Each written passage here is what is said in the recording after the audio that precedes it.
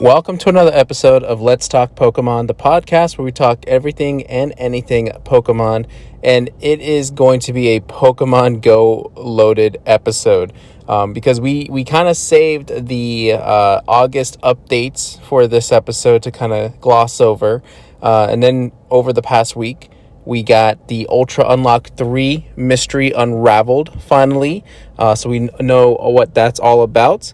And then we, of course, have the bit of controversy that I don't want to get so deep into because I think everyone is fairly well aware of not necessarily just the exact details behind the issue, but also how everyone kind of feels about it, or at least how the majority maybe feels about it. And I obviously just want to kind of throw in my 2 cents and kind of give my overall thoughts as to, is it that big of a deal, or, is Niantic really stepping out of line here and really needs to reconsider their approach with the community. There's these sides get really aggressive. So I kind of want to mellow into that and maybe kind of save that towards the last part of the episode. So we'll do Pokemon Masters first because there's a bit there to talk about. We didn't go over the update about that.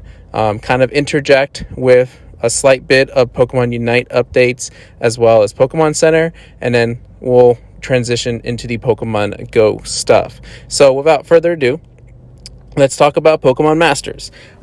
They are kind of rolling out the red carpet for their 2-year anniversary. They're kind of building up some stuff, and so they kind of sent out a message, their monthly message, to discuss what are the new sync pairs coming up, and what to look forward to as we kind of build up. They're kind of building up this hype to what the new quote-unquote mystery sync pair or pairs will be once the 2-year anniversary hit, although because the update is out and the data miners are pretty good at what they do, they seem to have uncovered what that that significant sync pair is going to be for that 2-year mark. But let's kind of go through the list here and see what we kind of pick and choose, and see if there's any favorite things going on that's going to happen within the next couple of weeks. So in their update, this is already passed, but they did give another chance to get Signa Suit Red, Blue, and Leaf. It was like a 72-hour run for that, and I guess the general perception of social media is it was really, like, a lot of players were really, really happy about that. Like, a lot of players got another chance at getting these sync pairs, not just like to get them the first time, but also to kind of increase a lot of, their is it potential or move levels, right, to get like a second red or third blue or whatever. So it was pretty cool. Luckily for me, I used my candies for my sync pair, so I didn't have to spend gems on this one, but it was a very awesome opportunity for those that have not yet gotten those. It was all 3 in 1 spotlight, so if you did like an 11 pull, there was, a fairly decent chance of getting like maybe 1 of each or 2 of one or whatever. They added a new sync pair in the Battle Point voucher system. Because you get these vouchers to get like Umbreon and Raichu and Tangela, but then there's like these like rainbow colored vouchers which are to get you like these legendary sync pairs, which up until this update, right, it was just main character with Cobalion, main character with Regirock. And I don't know if anyone's ever really gotten one of these yet. I don't see how that's possible, even with all like the Battle Point rewards that they've been doing with the events. I'm only like just over 4,000 battle points, and I think to get the rainbow one it's like 10,000. So I don't, unless I'm completely missed something, I don't know how else you can get more battle points, but you just get the 60 per day. Anyway, they added another sync pair to the super vouchers, those rainbow vouchers. So in addition to the main characters and Cobalion and Regirock, they've added Evelyn and Entei. Evelyn is, I'm not too familiar with this character. The only reason why I kind of recognize her is because there was like these there's like her and I think her sisters on these like full art cards, which look really, really cool. I think she's from Gen 5. I could be completely mistaken on that. I'm not too familiar with them. But Entei is obviously it's a Johto Pokemon. A lot of people do love the legendary quote unquote dogs, cats, whatever you want to call them. And so it's pretty cool that this is an option. I think personally for me, once I hit that 10,000 mark and I got my super voucher, I will definitely be spending it on Evelyn and Entei. I think that is a much better choice. I think just aesthetically and as like a collector standpoint, for sure, probably a much better choice. From a battle perspective, I have no idea because I don't really look too much into the stats unless I'm trying to tackle like a legendary arena. So and plus I'm so way behind on getting those battle points anyway that it's fine. I'm gonna get Evelyn and Entei because at least that's like a new sync pair as opposed to like getting a main character again.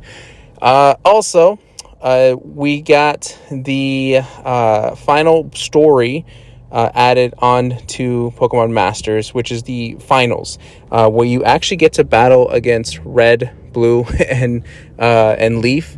But I gotta say, for such a such a build up towards this, and knowing that you're gonna fight like the original Kanto trio, kind of underwhelming in the sense that they were very, very easy to beat. Now, to be fair, I did have a lot of high level sync pairs, and most of them are maxed out kind of move and potential wise, but still, it just, even on the computer side of things, when seeing them attack and seeing them approach, like, you know, are they going to do defense all or razor leaf, whatever, it just didn't seem like they were that challenging. Even doing the hard mode version of it wasn't that challenging at all. So, I mean, it's cool that we had it. It has a really good remix song of Red's theme, which is pretty cool. And I think you can check that out on the Pokemon Masters social media pages. But it's there, and it does it had a pretty neat little like montage at the end showing you like all the major events that happened in your main story. But then it kind of leaves it off as like a teaser into what we're going to go into, I guess, year 2 main story going forward. So, you know, overall, pretty cool. You know, it's not that bad. I don't think Pokemon Masters has like this high end, you know, Academy Award winning story here, but I think what Pokemon Masters really does excel in is a lot of the conversations and the personalities of these trainers and how they interact with one another. And it's almost like, you know, whatever you thought of these trainers and how they would interact, like either they matched it, you know, 1 for 1 what you believed they would, or they did way better than what you ever thought you could believe. So yeah, I think I hope they continue to be consistent with that moving forward into the future with the next story. We also got, they're going to be adding battle points into the Champion Stadium Master mode. So, you know, I think as of right now, you can only really get sync orbs and like theme skill orbs or something like that, and then the occasional like 5-star potential maybe, but now they're going to add battle points into there. So depending on how many battle points you get, it could be extremely worth it. This might be the way to fast track through that entire, you know, getting to all those vouchers and whatnot. So something to definitely keep an eye out. I think by the time this episode comes up, that update might have already pushed through. It's supposed to be on August 9th. So we'll see what that looks like moving forward. We also had a solo event featuring Lear, Rachel, and Sawyer. Along with that, you also had a Spotlight Scout where you had a chance to get all 3 sync pairs. However, the storyline itself gives you already Sawyer, and so really if you're going to try to pull anything out of that triple fair scout, whatever they call it, it would be Rachel and Lear. Sawyer and Rachel are at 5%, I believe, each. So your chances are fairly decent to get them. Lear, however, is still the 2%. I think it's 1 or 2, but either way, it's significantly smaller than the other ones. And so he's a little bit harder to pull. I think I pulled on it twice already, 2 sets of 11 pulls. Have not yet gotten Lear. So I don't know if I'm going to bother anymore with that because they are pushing out some more sync pairs we're going to get here too in a second. But they're pretty cool. It's a pretty cool trio to get. I definitely like I definitely like Sawyer's Honchkrow. I think it's a pretty decent support.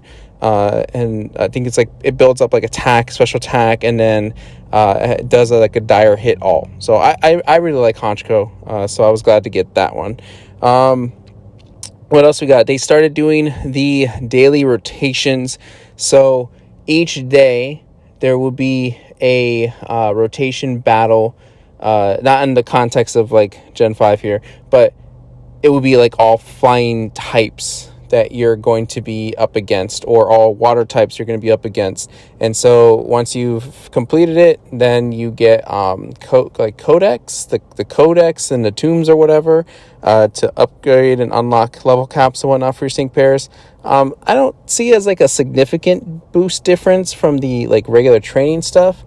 I don't know what exactly their main goal is for that. I haven't seen anything really that stands out to me that it's kind of worth doing it again and again. Although on the I guess to contradict myself, it is extremely easy to beat, and so it's not like, it's not going to take a good chunk out of your time to try to beat it. Like, it's literally you just optimize whatever the same type sync pair, you go in, takes a few turns, that's it, you're done. So it doesn't hurt to do it anyway. I think it does take some stamina, but I think it's only 10, so it's not going to totally eat away at what your daily routine is going to be. Now, the sync pair, the major or primary sync pair Spotlight Scout right now is Faulkner and Swellow. So if you wanted those, you can go ahead and get them. Although the description about what they do wasn't that exciting. It has the move Fly, which, just like in the game, it goes up in the sky for one turn. Any attacks that try to hit Swellow, they all miss. Now, the additional boost to this is that Swellow has passive abilities that increase, evasiveness and attack or defense or whatever. And so using Fly kind of goes hand in hand with that, but I don't know. It just doesn't sound exciting. Faulkner is not one I'm too familiar with. I do recall Faulkner, but I mean, Swellow's not one of my favorite Pokemon, so I'm not really, too crazy missing out on it. Then we have a new egg event going on right now that features flying or psychic type Pokemon, so you can get sync pairs of your main character with Execute, Spearow, Farfetch, and Abra, with the possible shiny variants of Execute, Spearow, and Farfetch being available. We also have a Legendary Arena that has returned with Tapu Bulu. And so I think that's why Faulkner is there. Now, also at some point soon, we are going to get the Cresselia Legendary Arena opening back up again with the Blissful Bonanza popping up once more time. We're going to get 3 legendary events having repeat runs, but they're going to also be open at the exact same time, which is kind of crazy, because if you're using up your stamina, you're going to have to either not care about 1, 2, or 3 of these, or kind of only just care about just focus on one and make sure you get all the rewards on that one. It's just kind of crazy that they would do that and not space them out like they have been. So I don't know what the idea there is. But the kind of last 2 things, I guess I'll bring up the new sync pair that we're going to be, from what it sounds like, we're just going to be given this sync pair. The legendary event Howling Shield of Eternity will run from August 12th and will give you Hop and Zamazenta, which is pretty cool, right? Because they gave us Gloria and Zacian. I mean, that one we had to scout for, but this one made it sound like once we complete the story, or throughout the story, we are going to be given Hop and Zamazenta, and I'm very much looking forward to that. Zamazenta has like a very it took me a while to warm up to Zamazenta's look, because I just wasn't a fan of the whole shield face thing. But it's grown on me, and I can only imagine that it has like very high defensive stats, which I feel like would go hand in hand definitely with Zacian having high attack stats. And so I can definitely see this sync pair being useful, but obviously we'll see when that time comes. And then the last thing I think they noted in their update is that the 2-year celebration is going to begin August 12th, and it's going to introduce max moves, which players can use once per battle. Interesting. I guess this is when they're finally going to add Dynamax into the game, but they still haven't really explained how that is going to work out. So either they give us that info right then and there, or maybe it gets delayed again because they could have sworn this Dynamax thing should have happened a long time ago. I don't know, but at least we got a kind of more concrete date. Hopefully they kind of stick to that. And that's it as far as that update goes, and everything that's going on in Pokemon Masters. It's a lot to take in. It's a lot to kind of divide up your attention to. Like, now I have my, like, the daily routines that you have to do for, like, the skip tickets and the 80 gems or whatnot. But then there's the daily type rotation. There is the battle point thing. And then pretty soon we're going to have the champion Stadium. And it's a lot going on. And unless you're fully dedicated to Pokemon Masters EX, it can be very, very easy to kind of lose track or lose focus on this game. Hopefully after this 2-year anniversary, things really kind of like hit the brakes and slow down, so that way we have time for players to kind of catch up and figure out, you know, what is it that they kind of spent their gems on or their time on, and, you know, focus more on their sync pair upgrades and whatnot. But yeah, that's it for Pokemon Masters. So kind of taking a little bit of a slowdown here. Pokemon Unite did come out with another update after Gardevoir came out, and this was to address a lot of what they call it, buffs and nerfs to a lot of these Pokemon. If you follow It's Super Effective, he posted a simplistic, easy to follow image that shows you which Pokemon were affected, what moves were affected, and how they were affected, whether they were buffed or they were nerfed. So you can go ahead and follow that there. I'm not going to go through all of this here, but Cerebi also, I think, will have like the more concrete, like specific numbers of how much things got buffed and how much things got nerfed, so you can check that out. They've definitely nerfed Gengar with its Hex attack, because if you use Sludge Bomb and use Hex basically is like nonstop, and you can continue to attack sync pairs and basically knock them out right away. They definitely nerfed Hex, and I think there was a bug that either wasn't working or whatnot. They fixed that, so there was like another update after the fact. So they're doing plenty of work with Pokemon Unite, and I think even now that's been after a few weeks, 2 weeks, right? At least 2 weeks.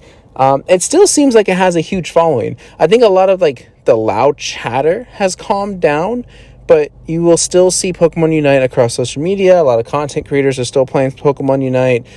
There's a couple content creators that are forming like this big tournament league going on for Pokemon Unite, which is pretty cool. And yeah, so it is definitely still living high on that roller coaster ride. And I'm just waiting for my Blastoise. That's all I truly want, is when they are going to release Blastoise for me. Let's see here. Pokemon Center. All right, let's check out what's going on at the Pokemon Center. They've added an extensive amount of things since we last talked.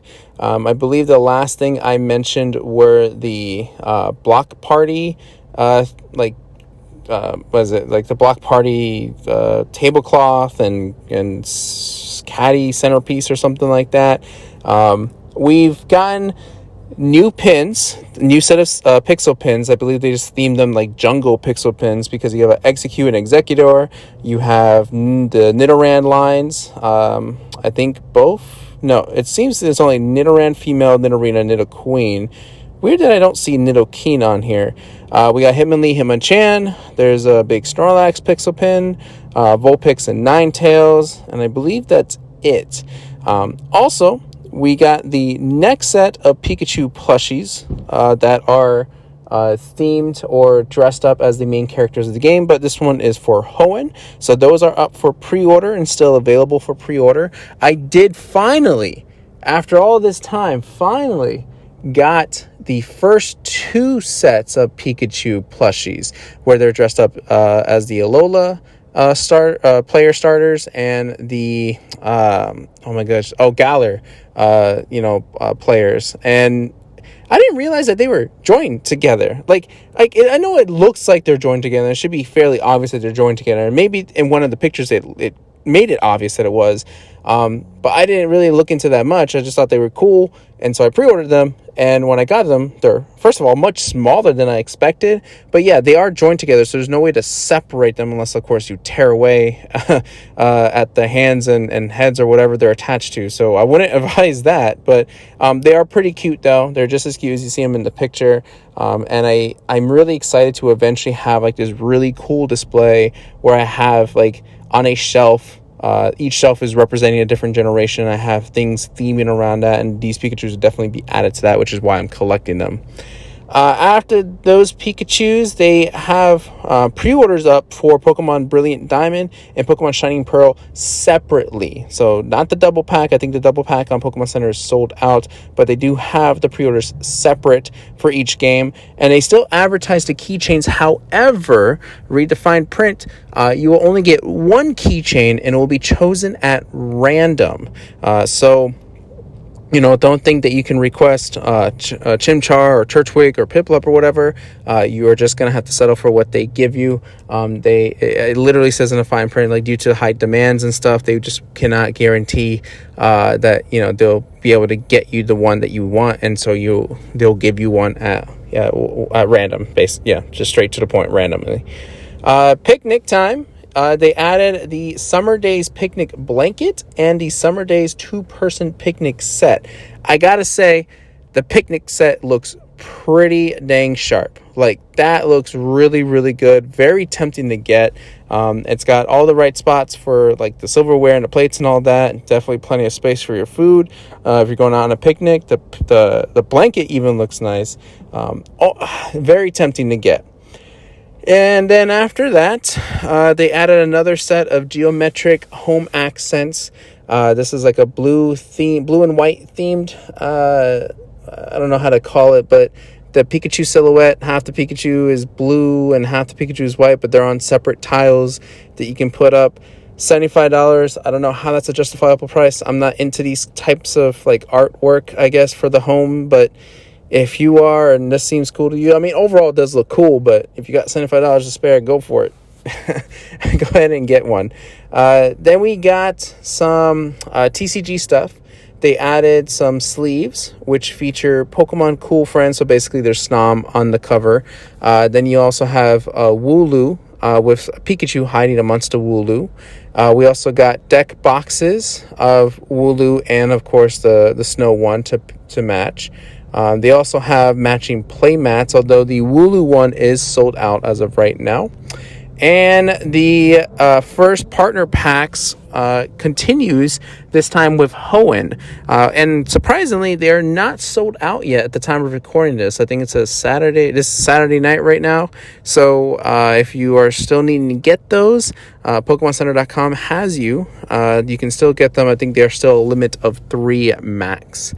And they added the new Calyrex boxes, the collection boxes for Shadow Rider and Ice Rider, which are still up for order. I'm going to double check too, just to be sure here. Yep, they are still available to order. So if you need those boxes, you can grab them there. And then finally, the last 2 pieces, more stuff to the Block Art Party, Block Art Party theme. They added a tote bag and party cups. Now, the party cups are completely sold out, so we kind of missed out on those. They look pretty cool. I can see why people definitely went for that. But the tote bag is still available if you're interested in that item. The only thing that's really surprising about everything I just said is what I didn't say was the Marnie Premium Collection, the little what is it, like cookie bag or candy bag or whatever that's supposed to have the Marnie promos in it and the signed autograph one, did not show up at all on Pokemon Center, and the date was August 6th for that item. I can't find them online. I don't know if stores had them. I don't really see a lot of people posting about it, unless of course they work for the store or got some sort of has a friend that's helping them out or something. But I don't think the item is delayed. I believe they would have said something. But yeah, it's just not on Pokemon Center. So just keep an eye on Pokemon Center throughout all the next week, because if they put it up there, it is going to sell very, very fast. This is a very high demand, and people are going to take advantage of this. Scalpers are going to take advantage of the situation. So just like I said, keep your eyes out open for that. All right, I think we are ready to proceed with Pokemon Go. I'm going to save the controversy for last. Let's just go ahead and discuss what are they bringing out for the month of August. So these are their August updates for the research breakthroughs, the spotlight hours, and things like that.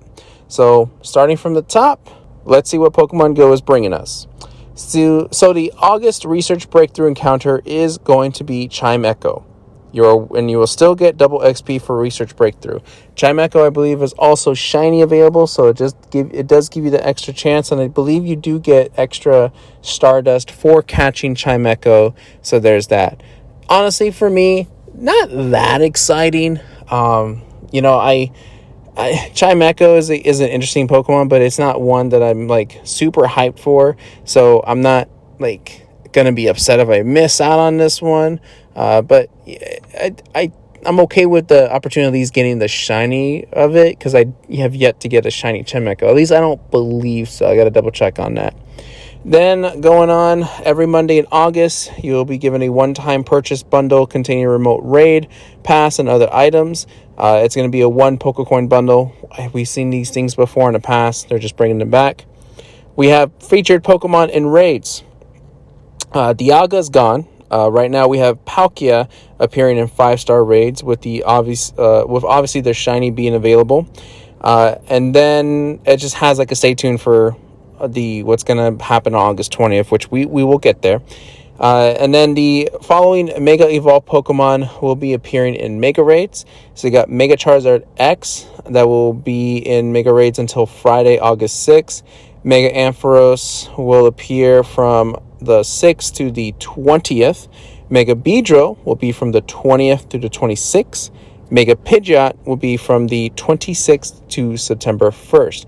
And also, I did not know this, I just found this out on social media the other day, that if their Mega is available in the game and that Pokemon shows up in the wild, they have a shiny, there is a shiny chance for them. So what I saw was there was a shiny Pidgeot that a trainer caught in the wild, which I was not aware of, but everyone kept confirming that because their Mega is available in the game, their shiny is available to appear as like regular spawn. So just FYI, in case you were not aware. The raid hours, they've mentioned some raid hours here on the 4th, 11th, 18th, and 25th. Which, of course, the 4th is already passed. Dialga's gone. 11th, 18th is Palkia. The 25th, we'll talk about that when we talk about the Ultra Unlock 3. Then Spotlight Hours on August 3rd was Magnemite. August 10th is going to be East Sea Shellos, and you'll earn twice the XP for catching Pokemon. August 17th is going to be West Sea Shellos, and you'll earn twice the candy for catching Pokemon. August 24th and 31st were mysteries up until just recently, and we'll get to there in a second. The community day is coming up next weekend, which is going to be Eevee, of course, 14 and 15. We talked about that last episode. And then I'm trying to think if there's anything else. We got Ultra Unlock 2 happening right now, which I'm trying to what is the main focus of Ultra Unlock 2? I'm seeing a lot of Basculin. Heracross is shiny available, but is only catchable in raids for shiny availability. Kangaskhan is in raids and they have shiny availability. I'm trying to think what else. I don't know if it's got like an actual theme, probably like a jungle theme now that I'm thinking back on it and what I just said. So there's that. But I mean, before Ultra Unlock 3 was revealed, it was a very like bare bones August update. But of course, the Ultra Unlock 3 was nothing, I think, that anyone would have guessed. Story-wise, it makes sense. Like, now I see it, like, in hindsight, it's like, oh, well, this should not have been surprising. But it was. And I think, I may just be speaking for myself here, that it's a very nice surprise. And it's definitely worth playing Pokemon Go for. But Ultra Unlock 3 is all about Galar. Hoopa's mischief from Pokemon Go Fest 2021 continues with the final part of the Ultra Unlock event, Part 3, Sword and Shield. No one could have predicted that Pokemon originally discovered in the Galar region of Pokemon Sword and Pokemon Shield would be making their Pokemon Go debuts.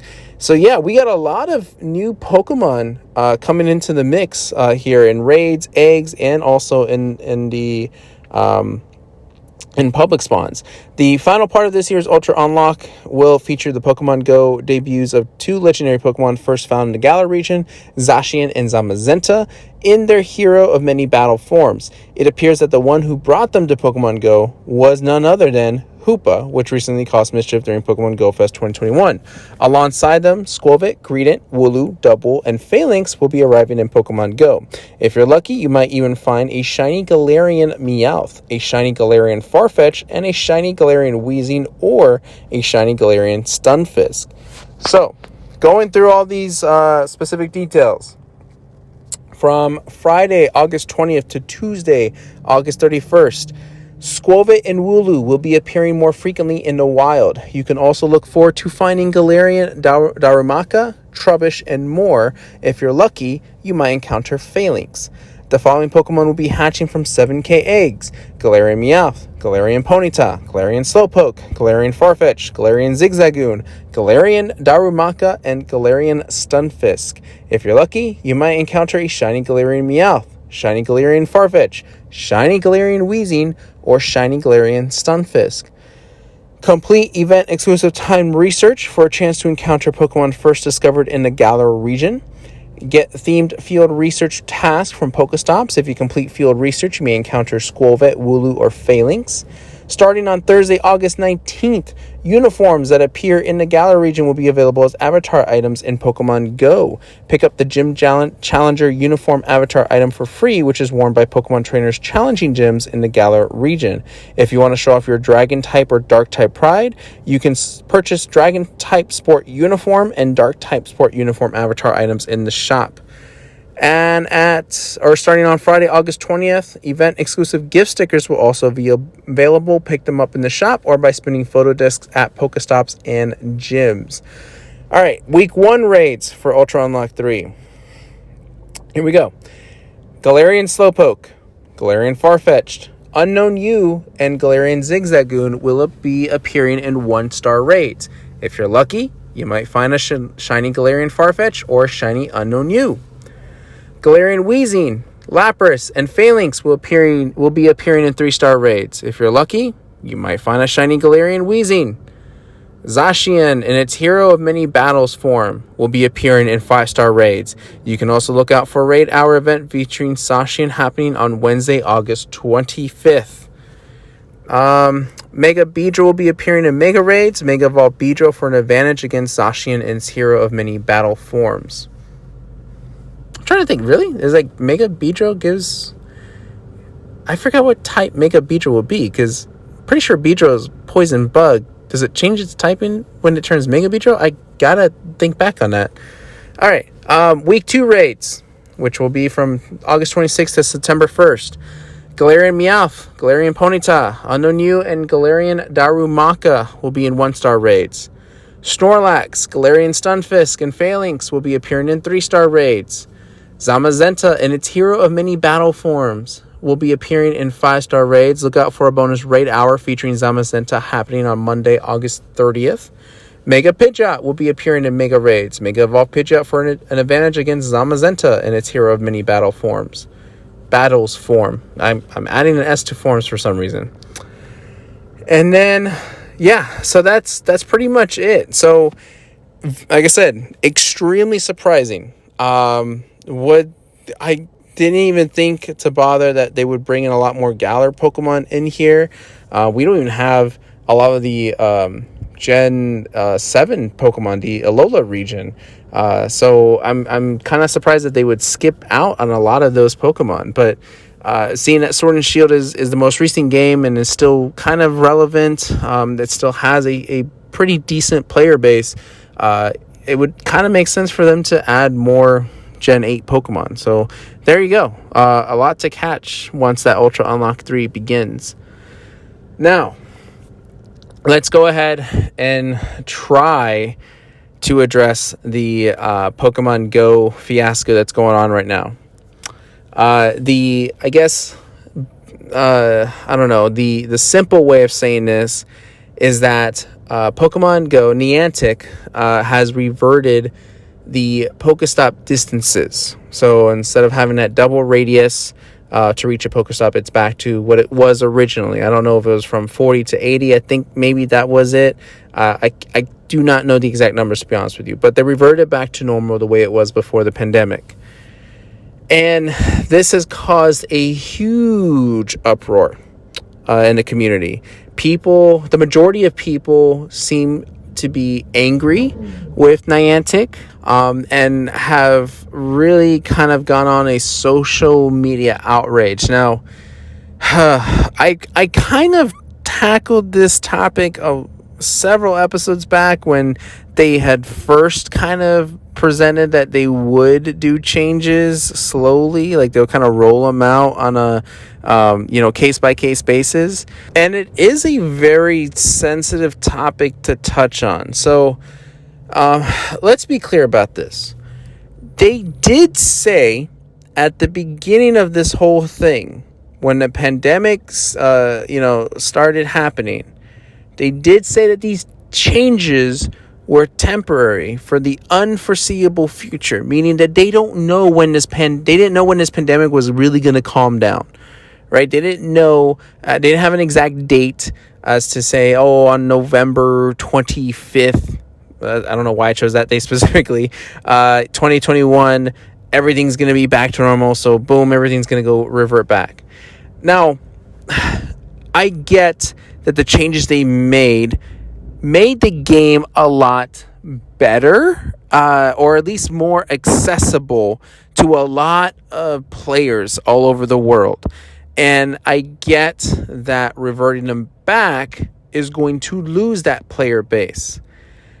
And for the content creators or whoever it was that kind of wrote out this letter addressing their concerns, addressing why keeping the Pokestop distance is necessary and is essential for the Pokemon Go community, I think that's great. I think that is the proper and correct way to go. And that message, that letter was kind of shared out all over social media, which did actually have Niantic respond to it. But I think that is definitely the way to go about it if this is like a serious concern for you and that you think that this is something you passionately believe in.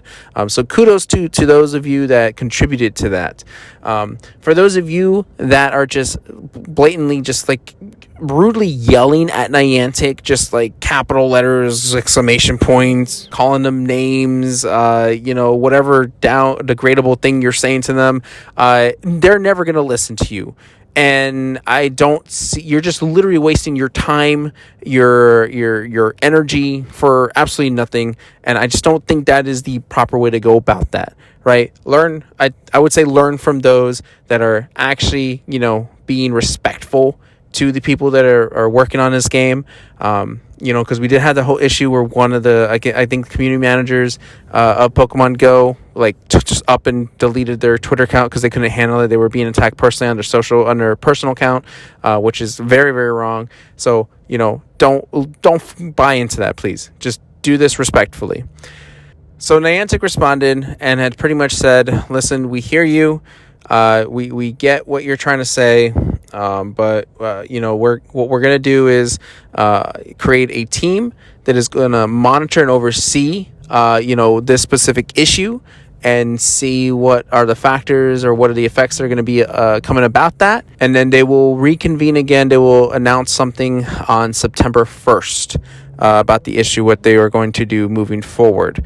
Now, they have not completely removed all other features. Like they did say that they were doing on a case by case basis. North America was lifted, I think, not too long ago, which is why this issue is coming up right now. And I don't know how to approach this without sounding rude, without sounding like a jerk. And please understand that that's not my intent. Niantic's whole goal here, or whole vision here, is to get people to walk out and explore, to walk out and, have some exercise while playing this game and enjoy being outdoors and whatnot. And we've had this Pokestop distance for 4 years, I think it is, without any really complaints. Yeah, there were obvious Pokestops that are hard to get to, but we're talking private residences that you probably shouldn't be stepping into to begin with. And maybe things that are surrounded by fences, which, yeah, I get. Maybe those Pokestops shouldn't exist. So, should the other maybe advice be well, let's just remove those Pokestops altogether so you don't feel inclined to feel like you have to do it, but you don't have to do those Pokestops, right? There are other Pokestops available.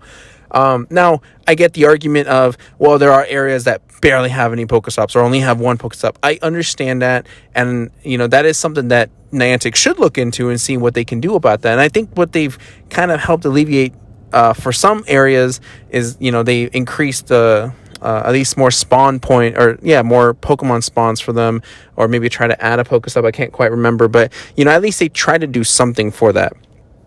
But increasing this distance was in the consideration of people are quarantined, people are going to be staying home, people are not going to be able to go and walk out and be able to go to these places. So they increased that radius to kind of help alleviate some of that, and people did love that. People love that idea, and I understand that we like it so much that we don't want it to go away. I understand for those that are disabled and for those that have very limited movement. I understand you vouching for them and you supporting that they need it for those players.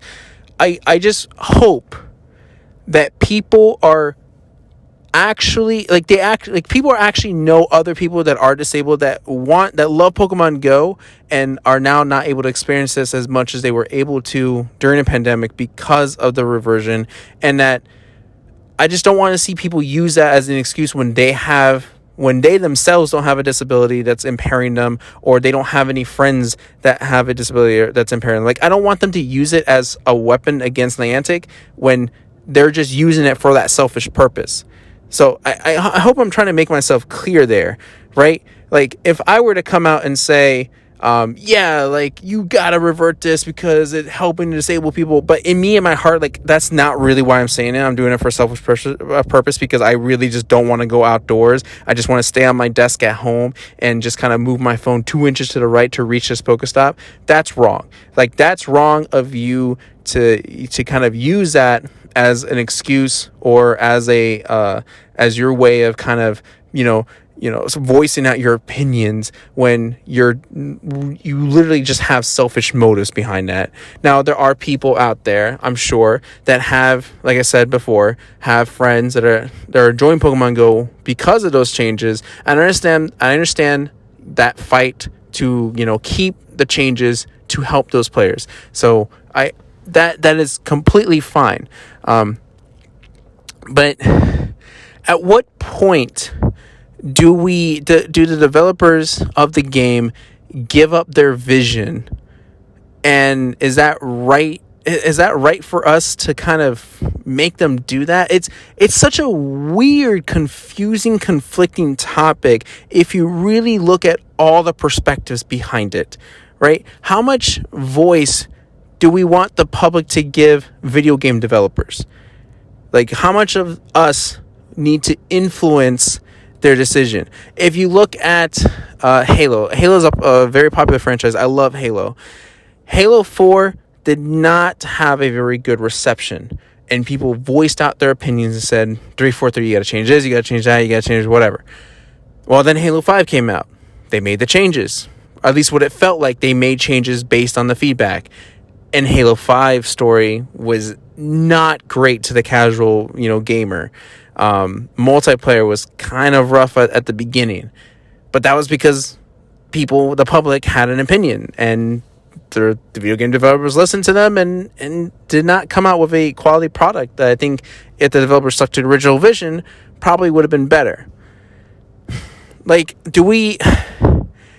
I don't want it to come off as in I'm saying forget those that can't physically play this game.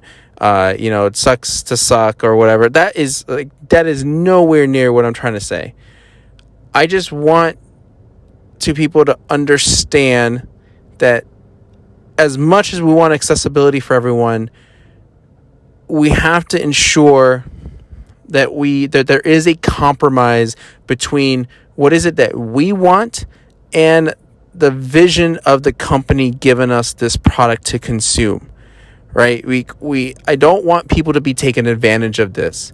Where I genuinely feel that the majority of people that are voicing out that they have friends that are that have physical disabilities, I don't know how honest they're really being, because we do know, right? Think in the back of your head, you do know that there are players out there who just don't want to get up out of their house to do any of this stuff.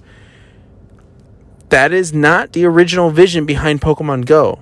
It is supposed to go out and explore, to go on adventures, to go out and hang out with your friends.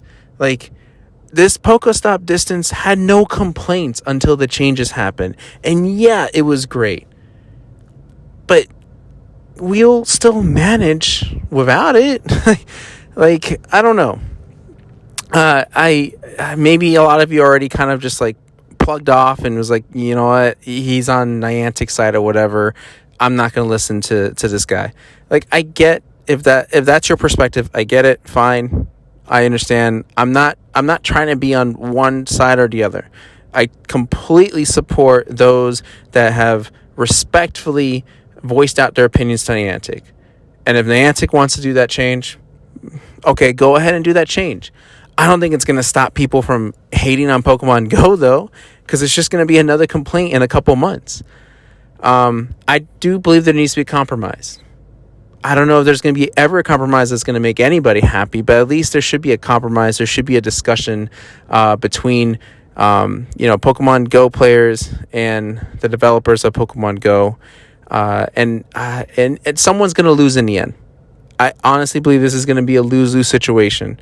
If one side wins, the other side then loses either integrity or their vision of the game or whatnot. And it's very sad. It's a very tough call to make. And now I don't know if this is actually true or not. Shiny Heracross is only available in raids.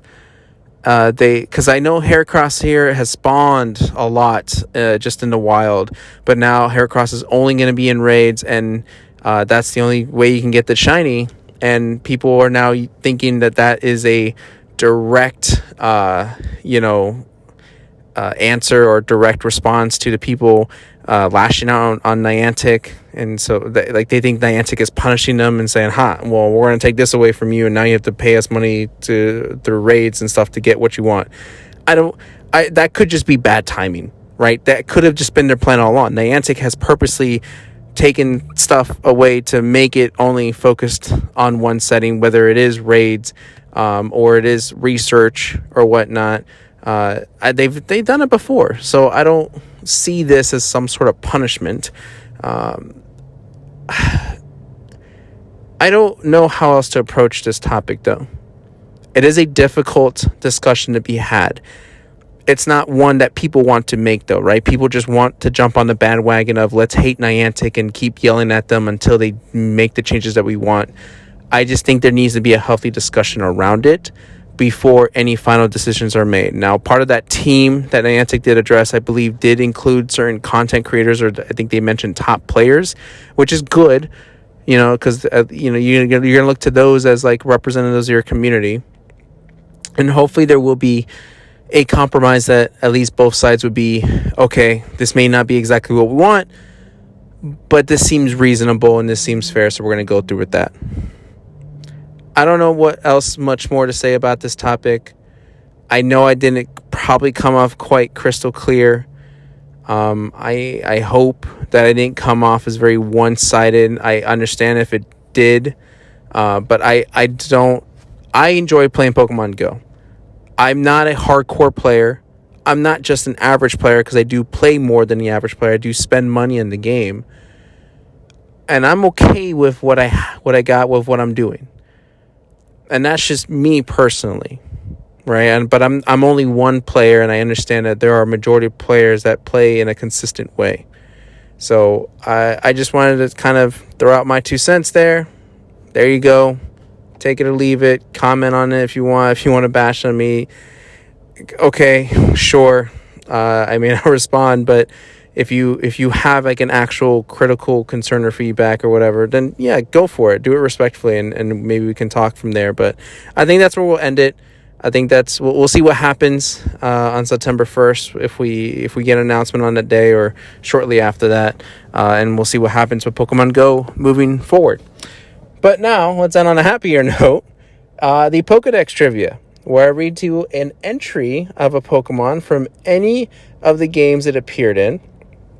And I will give you some hints and some time to think about what the Pokemon could possibly be. Now, again, I will not tell you what game the Pokedex entry is from. You're just going to have to guess by the description. This description, though, I feel like would be easy. But, you know, I think it leaves some sort of vagueness to it where you might like kind of second guess yourself. So without further ado, here is your Pokedex. It's adorable when it chases its own tail. It's difficult to earn its trust.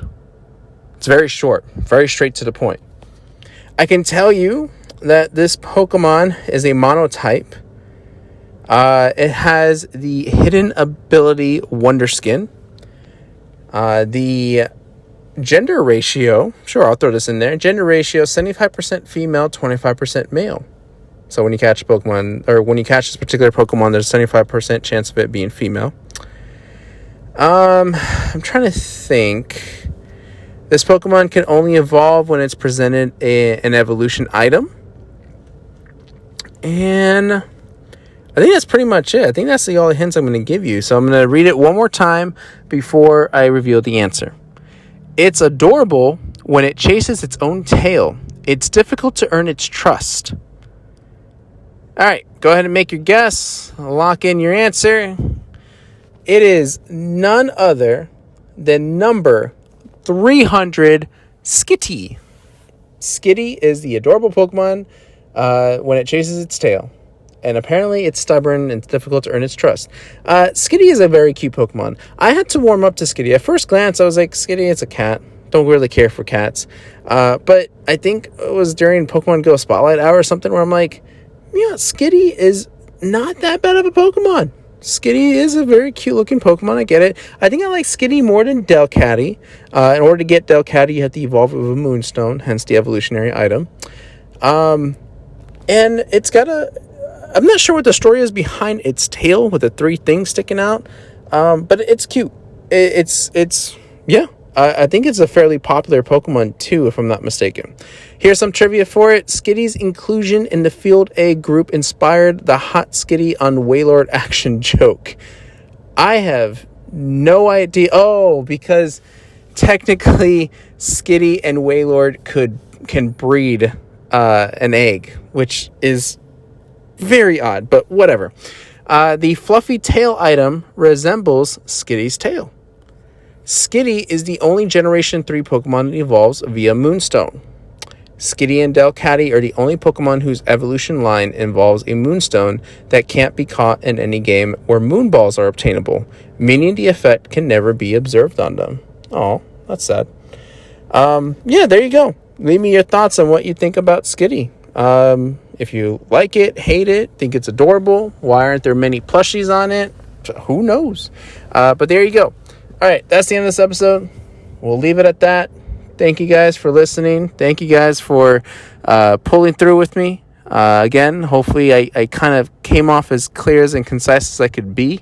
But if you ever want to reach out to me, communicate with me, you can follow me on social media at SpartanStrike07 on Twitter and Instagram.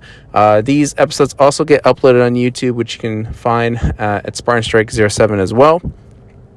And if you ever want to write me an email and communicate, I can't even say that word, communicate via that way, SpartanStrike07 at gmail.com. And yeah, All right, so we'll leave it at that.